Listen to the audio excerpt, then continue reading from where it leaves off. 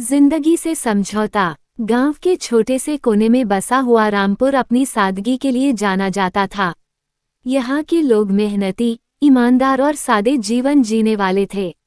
इसी गांव में रहने वाली सुधा की कहानी जिंदगी के उतार चढ़ाव और समझौतों का आईना है। सुधा गांव की सबसे होनहार लड़की थी। उसकी आंखों में बड़े सपने थे और दिल में उन्हें पूरा करने का हौसला। उसके पिता मोहनलाल गांव के स्कूल में अध्यापक थे। उन्हें अपनी बेटी पर बहुत गर्व था। बचपन से ही सुधा ने पढ़ाई में अव्वल दर्जा हासिल किया था। वह चाहती थी कि बड़े शहर जाकर पढ़ाई करे और एक डॉक्टर बने। लेकिन रामपुर जैसे छोटे गांवों में लड़कियों के लिए पढ़ाई और सपनों का पीछा करना आसान नहीं था। जब सुधा ने कॉलेज जाने की बात अपने पिता से की तो मोहनलाल थोड़े चिंतित हुए। बेटा, तुम्हारी पढ़ाई जरूरी है, लेकिन शहर में पढ़ाई के लिए बहुत खर्चा होगा। हमारे पास इतनी बचत नहीं है, मोहनलाल ने अपनी चिंता जाहिर की।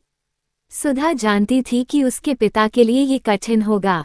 उसने कहा, पिताजी, मैं छात्रवृत्ति पाने की कोशिश करूंगी। अगर आप मेरा साथ देंगे तो सब कुछ हो सकता है। मोहनलाल ने अपनी बेटी का हौसला देखा और उसे पढ़ाई के लिए शहर भेजने का फैसला किया। सुधा ने कड़ी मेहनत से छात्रवृत्ति हासिल की और शहर के मेडिकल कॉलेज में दाखिला लिया।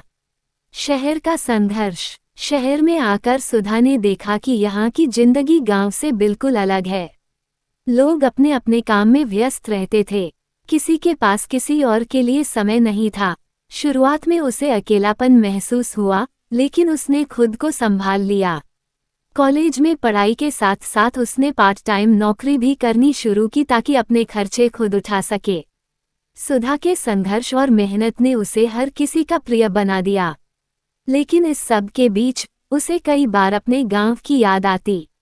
एक दिन सुधा की मां की तबीयत अचानक बिगड़ गई। वह गांव वापस गई और देखा कि मां को इलाज की सख्त जरूरत है। उसने शहर से एक डॉक्टर को बुलवाया और मां का इलाज करवाया। लेकिन इस बीच उसे एहसास हुआ कि गांव में अच्छे डॉक्टरों की कितनी कमी है। सुधा ने तय किया कि वह डॉक्टर बनकर वापस अपने गांव जाएगी और वहां के लोगों की मदद करेगी। समझौतों की शुरुआत। पढ़ाई पूरी होने के बाद सुधा ने गांव लौटने का फैसला किया।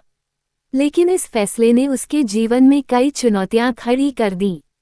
शहर के अस्पतालों से उसे नौकरी के अच्छे प्रस्ताव मिल रहे थे।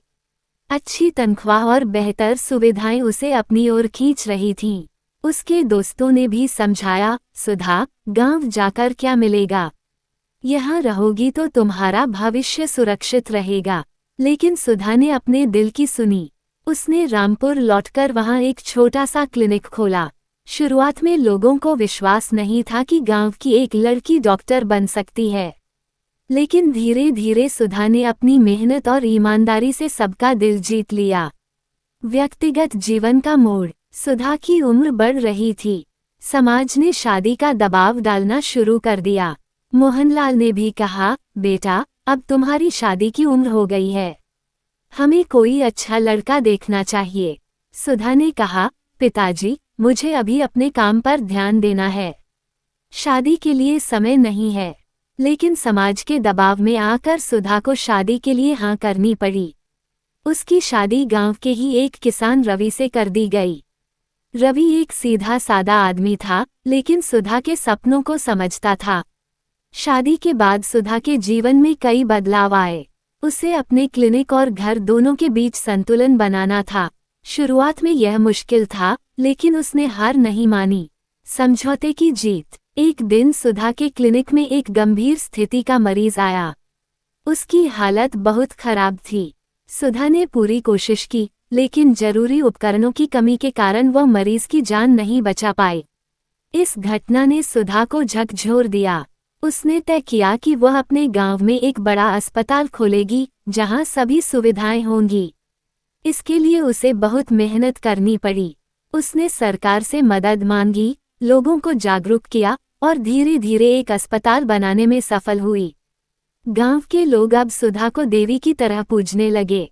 उन्होंने महसूस किया कि सुधा ने अपने सपनों और जीवन में किए गए समझौतों से उनके जीवन को बेहतर बना दिया। सुधा की कहानी यह सिखाती है कि जिंदगी में कई बार हमें अपने सपनों और जिम्मेदारियों के बीच समझौता करना पड़ता है, लेकिन अगर हमारा इरादा सच्चा हो तो हर मुश्किल का सामना किया जा सकता है। सुधा ने न केवल अपने सपनों को पूरा किया, बल्कि अपने गांव की जिंदगी को भी बेहतर बना दिया। जिंदगी से किया गया उसका समझौता आखिरकार उसकी सबसे बड़ी जीत बन गया। ये कहानी एक प्रेरणा है कि कठिनाइयों और समझौतों के बावजूद हम अपने सपनों को जी सकते हैं और दूसरों के जीवन में बदलाव ला सकते हैं।